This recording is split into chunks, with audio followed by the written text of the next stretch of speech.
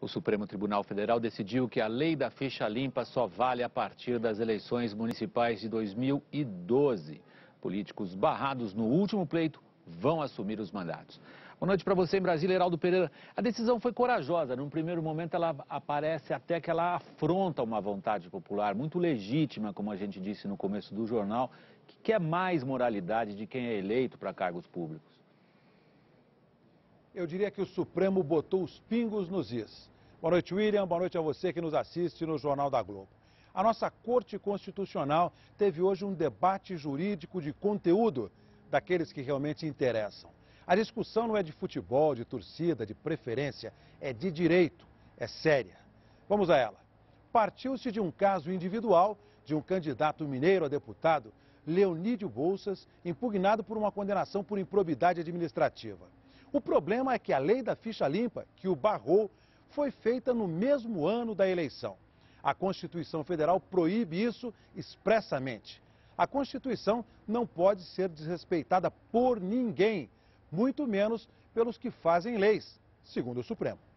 Diante de um caso novo e do mesmo plenário dividido, o relator da vez reafirmou o entendimento de que leis eleitorais devem ser aprovadas um ano antes das eleições. O próprio princípio da anterioridade é um princípio ético-jurídico fundamental, já o diz Larens. Não mudar as regras do jogo com efeito retroativo. O novo ministro, Luiz Fux, voto decisivo porque não estava nos outros julgamentos, acompanhou o ministro Gilmar Mendes, mesmo reconhecendo a importância da lei. A lei da ficha limpa é a lei do futuro. É a aspiração legítima da nação brasileira, mas não pode ser um desejo saciado no presente em homenagem à Constituição brasileira. Com o placar sinalizado, os outros ministros votaram. Carmen Lúcia, Ricardo Lewandowski, Joaquim Barbosa, Ellen Grace e Aires Brito reafirmaram a constitucionalidade da aplicação da lei no ano passado. A pior forma de interpretar um texto normativo é levá-lo à própria ineficácia. Já os ministros Dias Toffoli, Marco Aurélio, Celso de Mello e o presidente César Peluso formaram a maioria pela inconstitucionalidade da aplicação da lei da ficha limpa em 2010. O último a votar, o presidente do STF, falou do período militar para sustentar o entendimento sobre a importância de se respeitar o princípio da anualidade. Essa exclusão da vida pública, com base em fatos acontecidos antes do início de vigência da lei, é uma circunstância histórica que nem as ditaduras ousaram fazer. Heraldo, para muitos que provavelmente ficaram decepcionados, vale a gente lembrar que o STF não julgou a lei em si. A lei vale daqui a 2 anos do jeito que ela foi aprovada. William, o próprio presidente do Supremo lembrou isso no julgamento. Disse que o tribunal está, sim, a favor da moralidade dos gestores públicos, é claro, mas que tudo, inclusive o processo de elaboração das leis, está submetido à Constituição. A lei da ficha limpa é uma conquista da sociedade, vai valer já nas eleições municipais e daí para frente. Agora, mesmo com o julgamento do Supremo, teremos uma certa inquietação no mundo da política e uma troca de cadeiras, como mostra o repórter Fábio William. De imediato, as mudanças atingem a Câmara e o Senado. No Senado, sai Marinor Brito, do PSOL do Pará, terceira mais votada, e entra Jader Barbalho, segundo colocado nas urnas. Gilvan Borges, do PMDB do Amapá, terá que ceder lugar a João Capiberibe, do PSB. Na Paraíba, deixa a cadeira Wilson Santiago, do PMDB, e assume o tucano Cássio Cunha Lima, que foi o campeão de votos no estado. Já no Tocantins, Vicentinho Alves, do PR, deixará a vaga para Marcelo Miranda, do PMDB, que recebeu o segundo maior número de votos. Na Câmara, 2 deputados deverão assumir o mandato. Sai a professora Marcivânia, do PT, entra Janete Capiberibe, do PSB do Amapá. E deixa o cargo o deputado Zonta, do PP, de Santa Catarina, e assume João Pisolatti, também do PP. Esses parlamentares só poderão assumir depois que a decisão do Supremo for publicada. Existem outros 24 recursos de candidatos a deputados federais e estaduais. Ainda não se sabe se eles terão direito a uma cadeira. Como se trata de uma eleição proporcional, cada TRE terá que refazer as contas, agora com os votos desses parlamentares, para saber se muda o número de vagas para cada partido. É o chamado coeficiente eleitoral. Programa de Obama Talk Show. Balanço final. Bom dia. Saúde. Obrigado, gente. E daqui a pouco a gente volta. Eu gostei.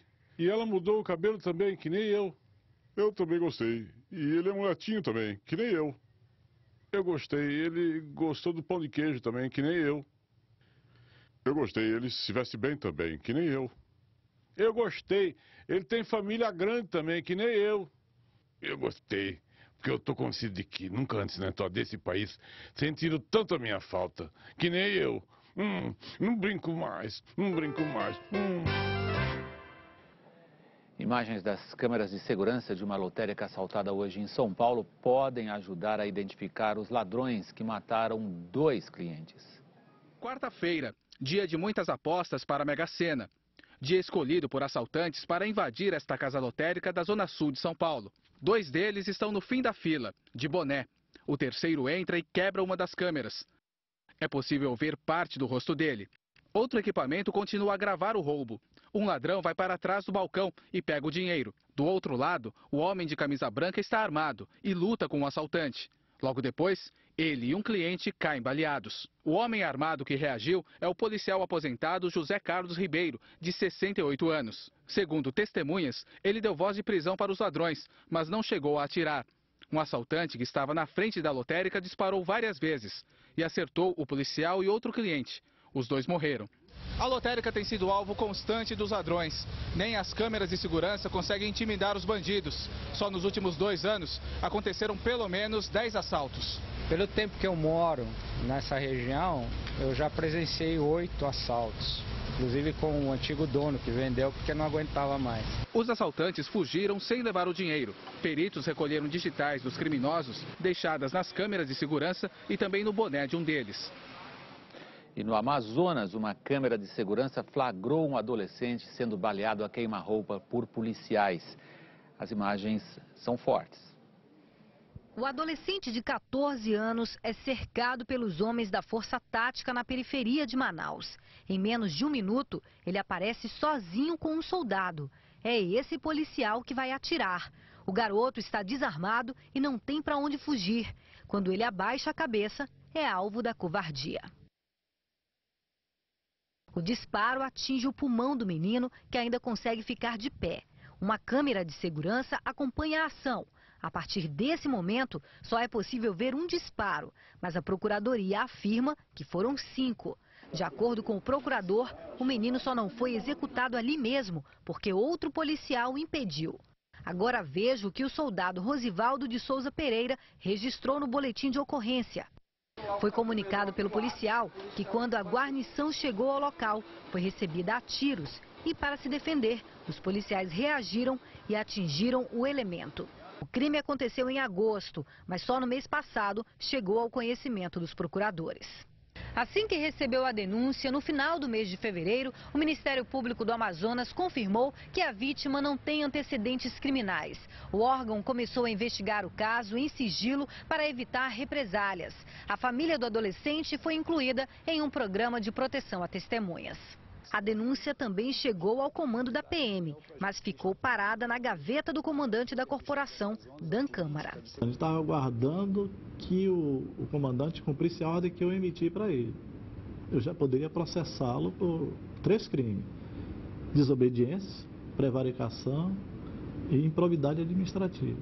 Agora, como o caso veio a público, a Secretaria de Segurança resolveu agir e abrir uma investigação. Administrativamente, nós estamos providenciando o afastamento desses policiais, a tirada de atividade de rua, recolhimento de armas e, criminalmente, nós estamos solicitando a prisão preventiva dos policiais. O adolescente baleado já saiu do hospital e é mantido sob proteção. Dos 7 policiais acusados, 6 já se apresentaram ou foram encontrados pela corregedoria. E ainda nessa edição, a homenagem do Jornal da Globo a Elizabeth Taylor.